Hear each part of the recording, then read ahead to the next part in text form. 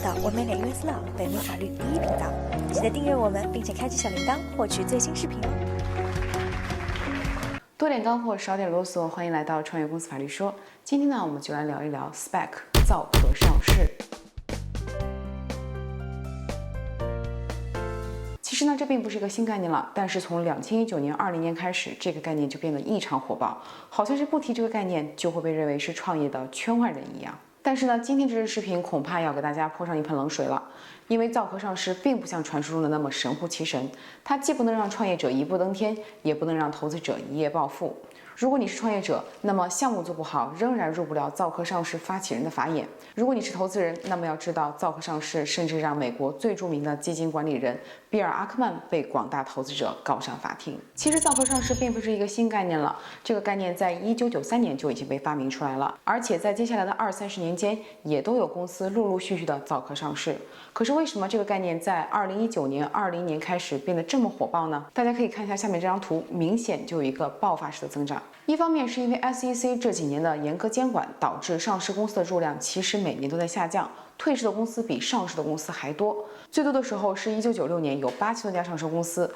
到了2016年只剩下4000多家了。而大家又知道，从2017年、18年开始，进入资本市场的钱越来越多，钱多能投的项目不多，投进的项目退出的方式不多，这才让大家想起了压箱底多年的 SPAC 造壳上市，造壳上市也就这么火了。造壳上市的全称是 Special Purpose Acquisition Company， 特殊目的收购公司。Acquisition 顾名思义，也就是说这个过程中一定包含着收购的过程。造壳上市与传统的借壳上市其实都是包含收购过程的，也就是说上市的是壳公司，在壳公司上市完成之后，再通过收购的方式将目标公司的实质注入壳内。但有一点不同的是，在传统的造壳上市过程中，目标公司还是有一些可以发挥主动性的地方的。因为这个壳公司它本来不是一个壳，是因为运营的状况越来越差，导致它实际上变成了一个壳。如果这个时候再不注入新鲜血液，就有面临退市的危险。而在造壳上市的过程中，这个壳公司的目的性更强，它的设置就是为了实现上市，然后去收购目标公司的。所以在这个过程中，壳公司所发挥的主动性更强，而目标公司基本上什么都做不了，只能像皇帝选妃那样等待着被壳公司选择和收购。这里要明确一点的是，所谓的造壳上市可不是创业公司自己给自己造一个壳，然后就上市了，而是别人给你造一个壳，然后你再进到这个壳里面实现上市。这个别人就是投资机构，而打造这个壳所用的原材料就是钱。投资机构募集了大量的资金，用这些资金打造一个壳，然后将这个壳公司上市。因为壳公司没有任何的运营历史可以审查，所以上市的过程非常快捷，3-4个礼拜就可以下来。这也就意味着创业者并不会有去纳斯达克敲钟的机会。说到纳斯达克上市，如果大家感兴趣的话，可以看一看我的公司法20讲中第17讲的内容。其实造壳上市不仅对于创业者来说没什么可以指望的，对于投资者来说基本上也是一个拆盲盒的游戏。因为在壳公司上市之前是不允许透露任何与目标公司相关的信息的，也就是说在整个募集资金以及上市的过程中，广大投资者完全无法知道自己投的这些钱最终会进入哪个公司。今年呢，其实就有一个造壳上市的公司被告了，而这个造壳上市的发起人不是别人，就是美国著名的基金管理人比尔·阿克曼。比尔·阿克曼募集了40亿美金，并且很快把公司上市了，可是下一步却把他给难住了。以比尔·阿克曼的名气以及融的这40亿美金，总不能找一个名不见经传的小创业公司吧？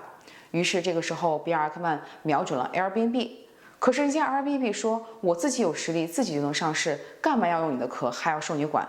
结果大家也知道 Airbnb 就自己上市了。接下来呢，比尔·阿克曼又把目标瞄准了环球音乐。可是环球音乐也不是吃素的，人家也是有实力的，人家也想自己上市。而且人家环球音乐瞄准的是荷兰阿姆斯特丹的证券交易所，还看不上美国的纳斯达克和纽交所呢。更加糟糕的是，环球音乐的估值是400亿，而比尔·阿克曼只融了40亿美金，也就是说，比尔·阿克曼的全部资金也就只够买环球音乐10%的股份的。可是留给比尔·阿克曼的时间不多了。他必须赶紧选择一家公司把这些钱投出去，无奈之下只好还是买了环球音乐10%的股份。可是这个过程刚刚完成，他就被他的投资人给告了。投资人说，我把钱给你造壳上市，是为了让你收购独角兽公司的，可是你现在却拿这些钱买了别的公司10%的股票，这跟我去随便找一个成熟阶段的私募基金投资又有什么区别呢？看完这出闹剧，大家恐怕也就明白了，造壳上市不仅对创业者来说遥不可及，对于投资者来说也并不像想象的那么完美了。别人寒窗苦读10几年考上大学，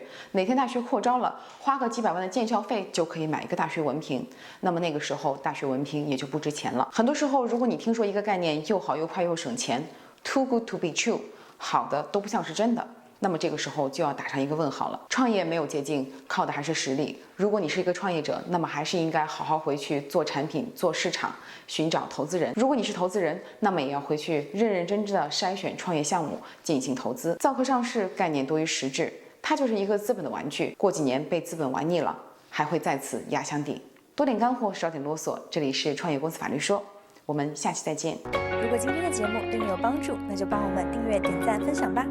有任何问题，也欢迎在评论区留言。你的法律问题，我最关心。